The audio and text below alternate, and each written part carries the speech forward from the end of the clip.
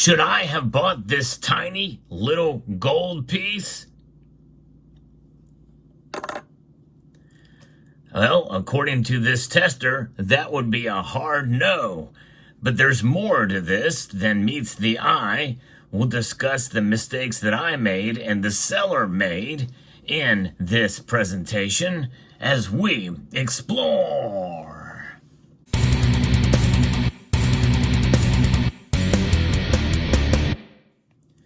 Buying gold can be risky. You never know, you might just find some fake gold, which is what I thought I had when I made this purchase. Because as you can see from this precious metals verifier, the results are very clear. This is showing that it is not a genuine piece. However, I took it home after making the purchase and tested and went back and explained that this seems odd. Because when it was sold to me, as weighing 0.11 ounces.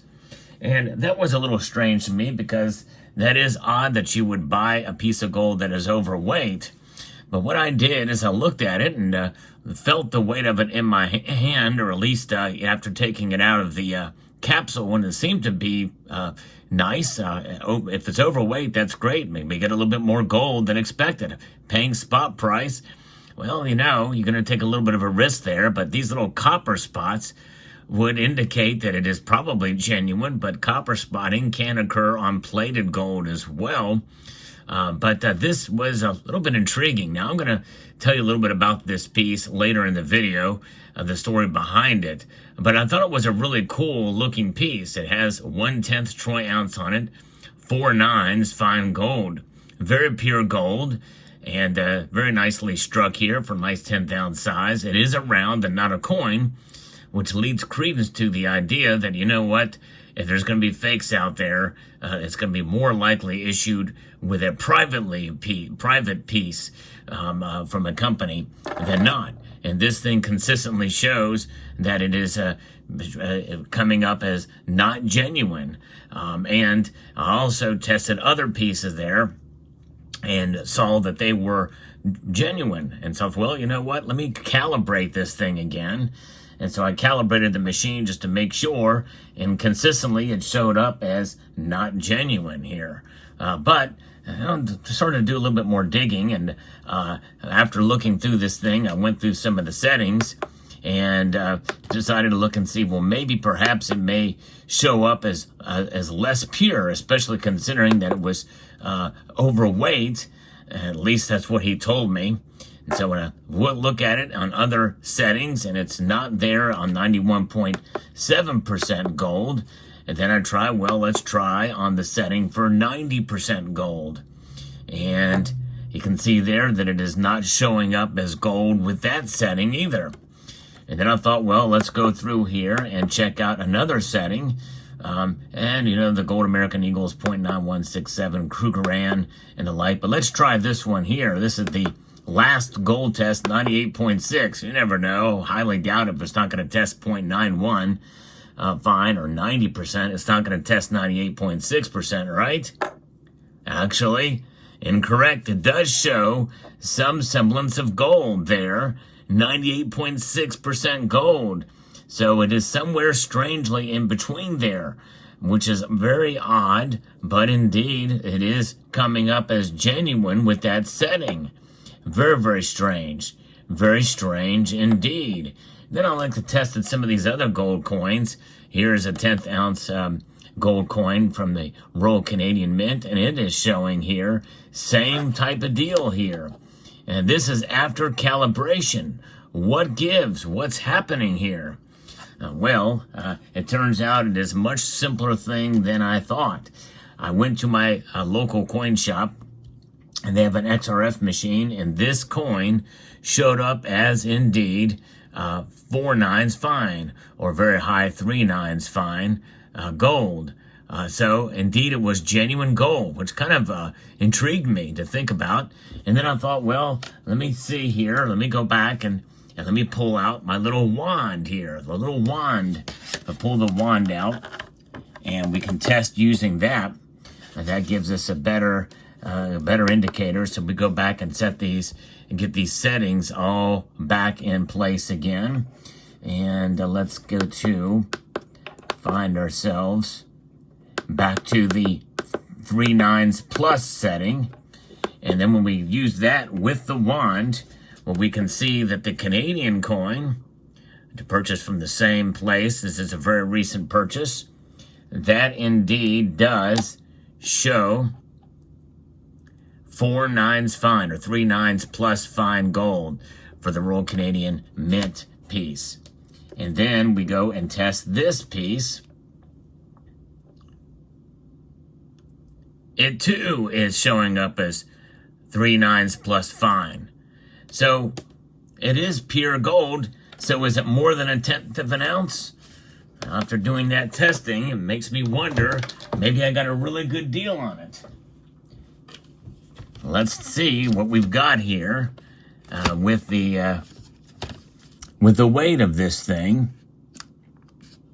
And let's set it up to troy ounces here and tear it out and see what we've got here. 0.10. I don't know if you can see that or not in this light, but it is indeed 0.10 exactly. So the seller had the weight wrong, making me think it was less than pure gold or not pure gold at all. But all of that stress and wondering basically boils down to, well, can you trust privately issued gold pieces like this? 1/10 of an ounce of gold as around. You hardly ever see it. In fact, one of the reasons why I think the company that produced this is not in business anymore is precisely because of things like this. It is an attractive round, I think. Very, very nicely struck, I feel. And let me see if I can actually, nope, it's going to be too, well, no, it will fit on this little easel here. But something like this is quite intriguing, but can you trust it? Would I be able to resell this? I really don't know. So the story behind this piece is quite intriguing.